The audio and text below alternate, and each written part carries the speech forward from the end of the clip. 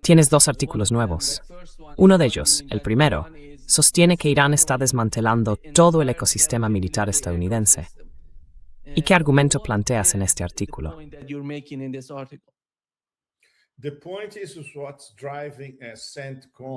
La cuestión es, ¿qué está impulsando al CENTCOM? Y la gente de Washington está completamente loca, según la última reunión con Trump en la sala, con los generales, con esos idiotas alrededor, Hegseth, Rubio, etc. Y Trump perdió completamente la cabeza. Se puso totalmente fuera de sí, porque los generales básicamente intentaban decirle, mira, todas nuestras opciones van de malas a peores, hasta el desastre total, y nos están diezmando, y nuestras bases ya no existen o están camino de desaparecer. Y este es el punto clave de esta columna. Y por supuesto, utilicé una vieja metáfora del rock and roll, citando Pinball Wizard de The Who. Así que ahora está todo patas arriba.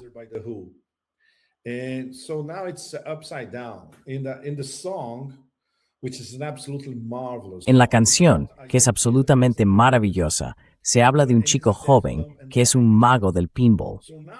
Y es un chico sordo, mudo y ciego. Así que ahora tenemos a un mago del pinball a la inversa, porque tenemos, digamos, a un chico persa que está dejando al matón sordo, mudo y ciego jugando a su pinball mágico. Así que el objetivo del pinball es el CENTCOM y todo un ecosistema de infraestructura de seguridad y agresividad de Estados Unidos en el Golfo Pérsico y también en otras zonas. Eso incluye Erbil, en Irak, y como hemos estado viendo, Jordania, que está siendo bombardeada. 2 bases en Jordania están siendo bombardeadas, literalmente, día tras día. Así que esto ni siquiera es 2-1. Recuerden la estrategia militar iraní de 2-1.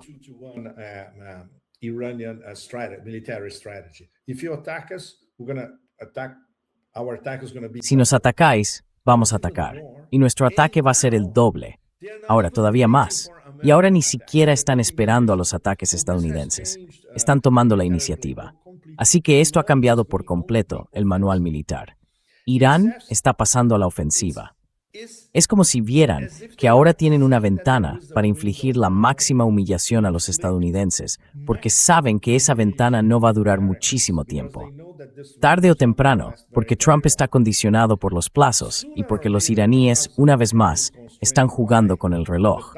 Algo de lo que hemos hablado una y otra vez, y que usted también comenta con sus otros invitados.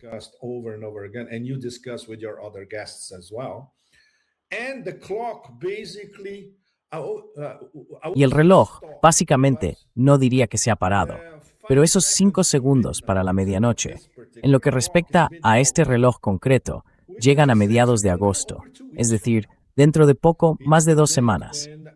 Es la fecha en la que el agotamiento de las reservas estratégicas de petróleo de Estados Unidos alcanza de verdad una señal roja fuera de control. Y el impacto inmediato sobre la economía estadounidense y sobre la economía mundial va a ser absolutamente enorme, porque ya no habrá más petróleo estadounidense vertido al mercado para contener los precios. Y si miramos lo que está ocurriendo hoy en el mercado del petróleo, hay varios factores interconectados. Uno es que las exportaciones de Kazajistán están básicamente en la mitad de lo que suelen exportar.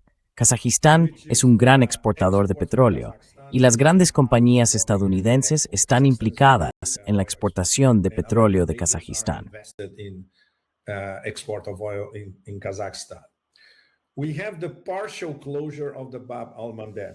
Tenemos el cierre parcial de Bab el-Mandeb. Por supuesto, Bab el-Mandeb no está cerrado, pero lo está para todo el mundo.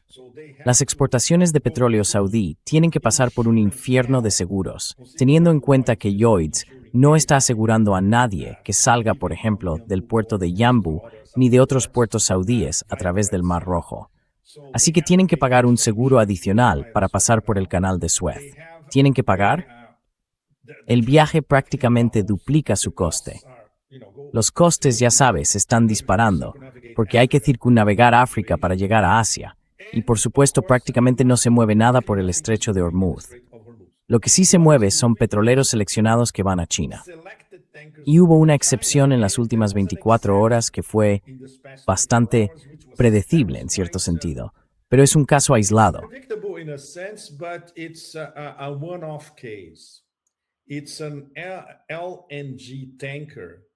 Es un petrolero de gas natural licuado que va de Qatar a Pakistán. Y adivina qué pasó. Los pakistaníes y los cataríes presionaron a los iraníes. Por favor, al menos este petrolero. Así que esto no significa que los iraníes vayan a liberar a los petroleros que se dirijan a cualquier lugar de Asia, aunque pasen por aguas territoriales iraníes. En la práctica, no está saliendo prácticamente nada del estrecho de Hormuz. Así que, si sumas todo esto, Nima, no hay absolutamente ninguna explicación lógica para que el precio del petróleo baje o siga contenido, o ambas cosas, que es lo que ocurre ahora. Es completamente artificial. Y obviamente, lo están haciendo los estadounidenses. Dentro de aproximadamente 20 días, ya no podrán hacerlo. Y entonces es cuando va a estallar la auténtica crisis económica, financiera económica y geoeconómica que afectará a todo el mundo.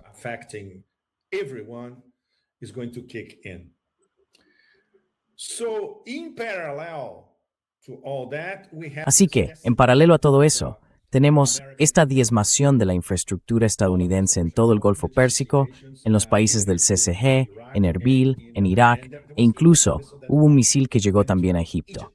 Entonces, ¿qué significa esto? El eje de la resistencia está disparando a pleno rendimiento en todas partes y prácticamente sin parar. Así que no es de extrañar que esta última reunión en Washington fuera un desastre absoluto. Porque además, ni siquiera tienen un plan. Ni siquiera estamos hablando de un plan B. Ni siquiera saben de qué va esta guerra. Y vale, ¿por qué estamos haciendo esto? Si le preguntas a Trump, al secretario de las Guerras Eternas, Marco Rubio, o a cualquier otro idiota, cada uno tiene su propia teoría. Lo cual demuestra una vez más que ese supuesto círculo interno de primera categoría de Trump, básicamente el núcleo de esta administración, no tiene ni idea de lo que está haciendo. Punto. They have no idea what they're doing, period. And now it's crystal clear. Y ahora está clarísimo. Así que ahora, cuando tienes ambos vectores, la inminente crisis del petróleo, la crisis económica, la crisis del mercado de bonos, lo que sea, todo, una montaña de derivados desplomándose, etc., y tienes el hecho de que Estados Unidos está quedando literalmente sordo, mudo y ciego en toda Asia Occidental, no es de extrañar.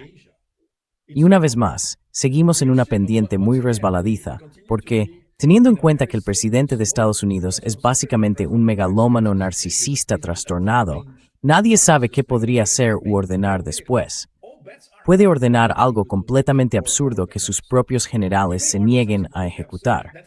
Eso también es bastante posible.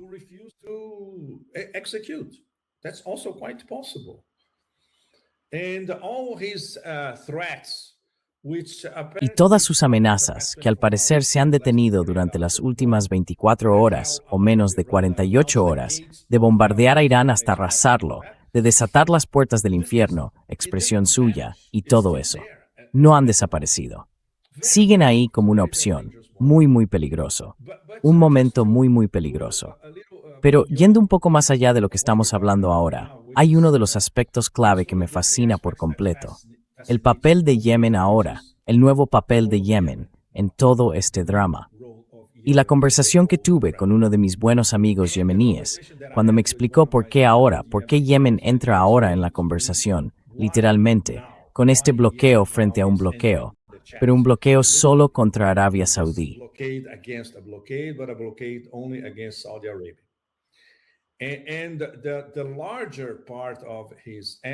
Y la mayor parte de su respuesta fue que la inteligencia yemení está, por supuesto, en coordinación con la inteligencia iraní y también, por supuesto, con la inteligencia iraquí. Entendieron que los estadounidenses están dispuestos a lanzar una especie de operación Puertas del Infierno, pero no solo contra Irán, sino contra todo el eje de la resistencia. Así que los yemeníes tomaron su propia decisión en Saná. La debatieron con su propio parlamento y, por supuesto, bajo la supervisión de Abdul Malik al-Houthi, junto con el Consejo Político.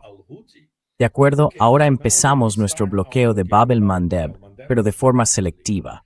Y estamos causando un quebradero de cabeza adicional a los estadounidenses y a los saudíes al mismo tiempo. Así que estoy seguro de que usted y nuestra audiencia han visto que la respuesta estadounidense-saudí implicó no solo bombardear Yemen, sino también bombardear Irak, bombardear a las Hashd al-Shaabi, las Fuerzas de Movilización Popular de Irak. Popular mobilization forces in Iraq. Big mistake. First of all, because it proves Un error enorme, enorme. En primer lugar, porque les demuestra a todos ellos que su interpretación era correcta. Los estadounidenses querían atacarnos desde el principio. Operación grande, puertas del infierno, operación pequeña, da igual, querían atacarnos de todos modos. Así que vale, ahora contraatacamos. Así que esperen lanzamientos muy contundentes y, por parte de los yemeníes y de las UMP, las Fuerzas de Movilización Popular de Irak, al mismo tiempo. Así que ya están en la guerra. El único que todavía no ha entrado es Hezbollah, porque Hezbollah, por supuesto, calcula cuidadosamente el momento en que quiere entrar realmente con toda su fuerza. Pero esto podría ocurrir más pronto que tarde. Una vez más, Nima es inmensamente peligroso, porque la guerra se está expandiendo en lugar de contenerse. The war is expanding instead of being contained.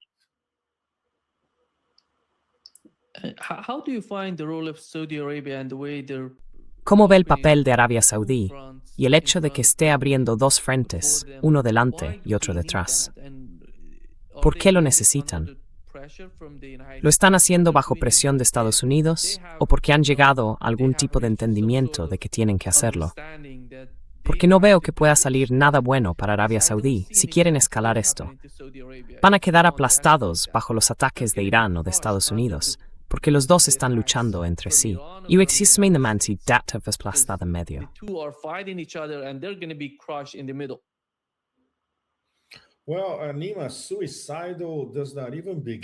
Bueno, Nima suicida ni siquiera empieza a describirlo. Podemos, porque el sistema es tan opaco, como sabes, que esta es una decisión de un solo hombre, una mega oligarquía.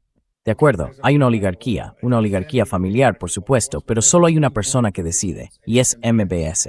En realidad, nadie lo sabe con certeza, porque el sistema es completamente opaco, especialmente en nuestro caso, el de los observadores extranjeros.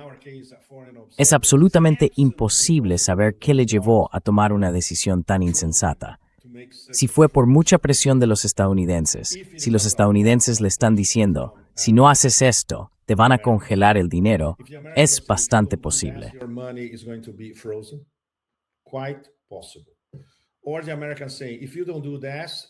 O los estadounidenses dicen, si no haces esto, si no haces aquello, habrá un cambio de régimen, y nuestro hombre, el príncipe Nayef, el hombre de la CIA, será el nuevo gobernante. Así que todos esos son escenarios posibles, Nima. No estoy diciendo que eso sea lo que ocurrió, pero ten en cuenta que ninguno de nosotros tiene acceso. Y cuando digo ninguno de nosotros, me refiero también a los estadounidenses. Nadie sabe lo que pasa en la cúpula de la Casa de Saud. Punto. Son escenarios bastante posibles. Y por supuesto desesperación, porque podría haber pensado, si hago esto, voy a contar con apoyo estadounidense. Y sí, lo tuvo. Este atentado en Irán fue una operación estadounidense-saudí.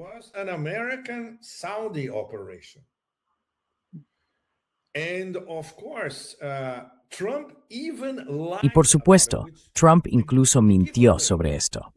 La prueba de que mentía fue que Trump llegó a decir, en una de esas estúpidas publicaciones, que esto era un ataque estadounidense-saudí. Estaba coordinado con el actual idiota útil, el nuevo primer ministro multimillonario de Irak. ¿Recordáis que fue a Estados Unidos? Todo el mundo decía, es el nuevo, es muy guay, bla, bla, bla. Volvió, ya sabéis, le dieron una guerra civil. Le lanzaron un ataque contra suelo iraquí e intentaron separar al gobierno de las unidades de movilización popular, que es algo que los estadounidenses siempre hicieron.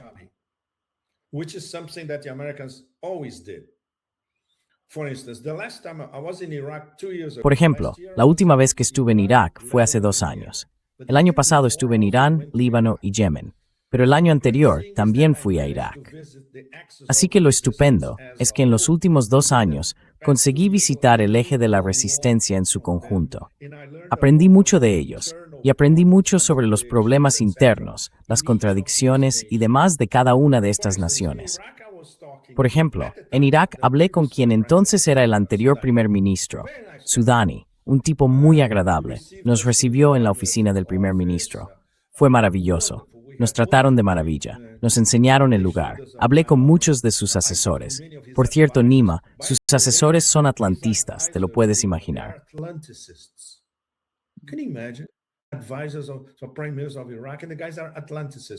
Asesores de primeros ministros de Irak, y los tipos son atlantistas, todos usando WhatsApp. Una locura absoluta. En fin, todavía había cierto margen de maniobra porque aunque no están a favor de las Hashd al-Shaabi, de las unidades, no pueden enfrentarse a ellas porque están vinculadas al ministro de Defensa. Son enormemente populares. No en vano se llaman unidades de movilización popular. Son populares en todo Irak. Y por supuesto, cuentan con el apoyo ilimitado del gran Ayatollah Sistani. Así que, obviamente, ningún gobierno puede ir contra ellas. Este gobierno, con el nuevo primer ministro multimillonario, desde el principio, una de sus primeras medidas fue encarcelar a varios dirigentes de las Hashd al-Shaabi. Y por supuesto, los estadounidenses están diciendo, mirad, tenéis que deshaceros de ellas, tenéis que, lo que sea, haced lo que hagáis, pero tienen que ser neutralizadas, eliminadas, lo que sea.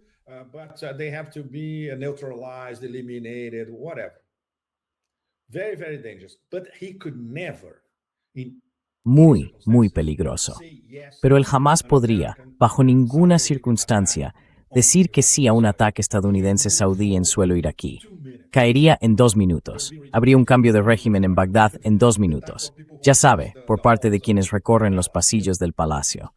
Así que esto confirma una vez más que los estadounidenses estaban intentando hacer algo, probablemente a gran escala, en todo el eje de la resistencia. La venganza de los iraquíes va a ser realmente dura, porque ahora los iraquíes tienen una animadversión enorme contra Arabia Saudí, tanto como los yemeníes. Así que esperen fuegos artificiales desde Irak y desde Yemen contra Arabia Saudí. ¿Se pueden imaginar que ese idiota de MBS nunca pensara en eso? ¿O que pensara que se saldría con la suya? Y que seguiría jugando a 2 bandas.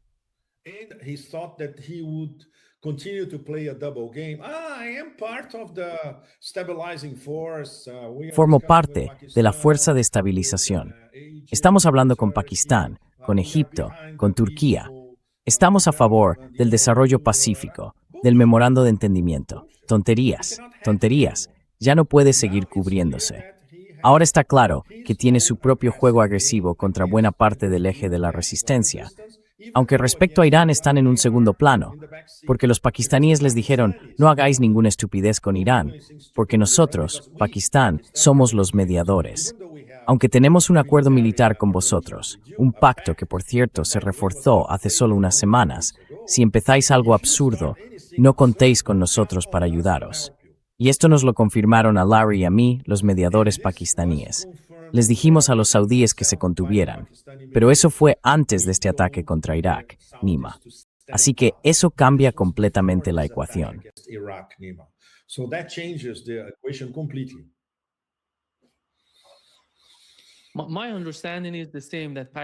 Tengo el mismo entendimiento. Pakistán no quiere que estos países luchen entre sí. Está intentando hacer todo lo posible para unir a la región. Pero el problema es que ya sabe, Estados Unidos tiene mucha influencia en Arabia Saudí. No sé si vio el informe de Axios. Él lo sabe. Lo sabe.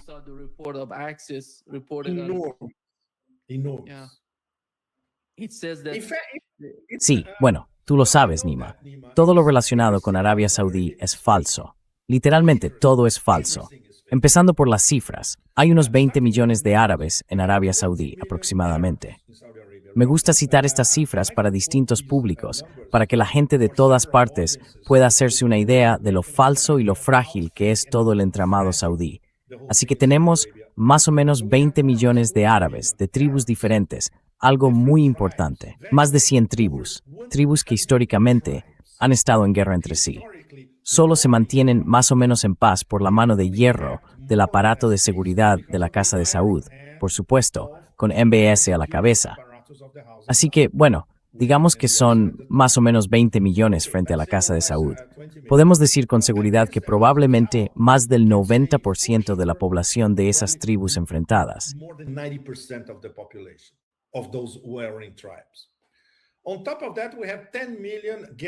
Además, tienen 10 millones de trabajadores invitados, trabajadores migrantes. No tienen nada que ganar ni que perder en esta lucha. No les importa. Mientras tengan trabajo y cobren, eso es todo.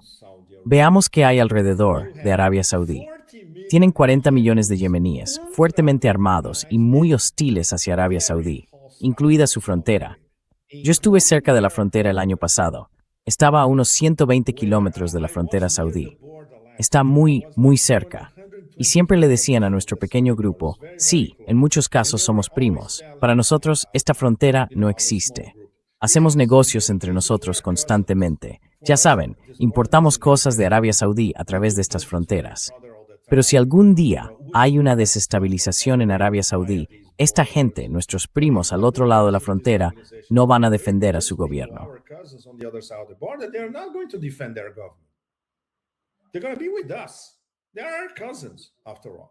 Van a estar con nosotros. Al fin y al cabo, son nuestros primos. Vale, es solo un ejemplo.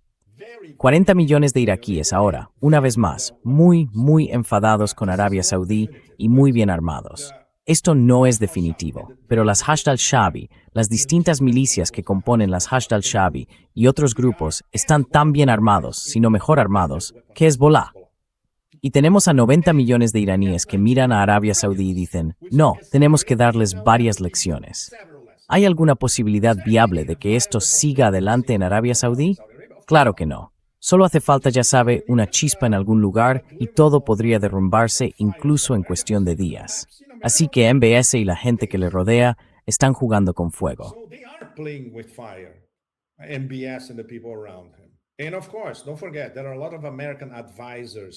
Y por supuesto, no lo olvidemos, hay muchos asesores estadounidenses de la Casa de Saud. La mayoría son asesores estadounidenses. Y naturalmente, está el conflicto interno en la Casa de Saud. Príncipes a los que no les gusta nada de lo que ven ante sí, seguidores ávidos de hacerse con algún tipo de poder real.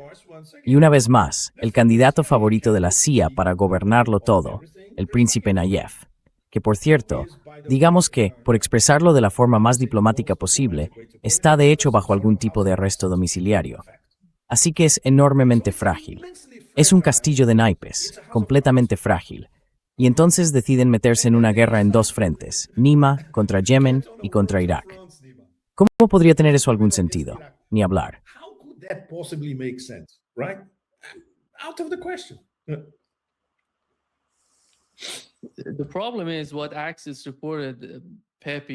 El problema es que Axios informó Pepe de que el ministro de Defensa saudí, el príncipe Khalid bin Salman, que es hermano del príncipe heredero, ¿verdad?, se reunió el miércoles con Donald Trump. En esa reunión dijo que, pese a todo el caos que está ocurriendo, quieren rebajar la tensión con Irán. Pero la cuestión es, quieren rebajar la tensión con Irán y al mismo tiempo escalar el conflicto con Yemen e Irak.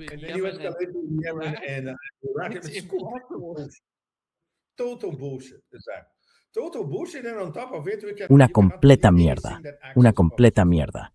Y además no puedes creer nada de lo que publica Axios. Axios no es periodismo. Axios es un mecanismo de campaña de desinformación de las FDI y el Mossad. No es periodismo, así que no podemos confiar en nada de lo que dicen. Son, por supuesto, un portavoz del eje sionista. Eso es una historia completamente distinta. Axios es un comunicado de prensa tras otro, redactado por el eje sionista dentro de Estados Unidos. Este es lo que tu historia saber. This is what people should know.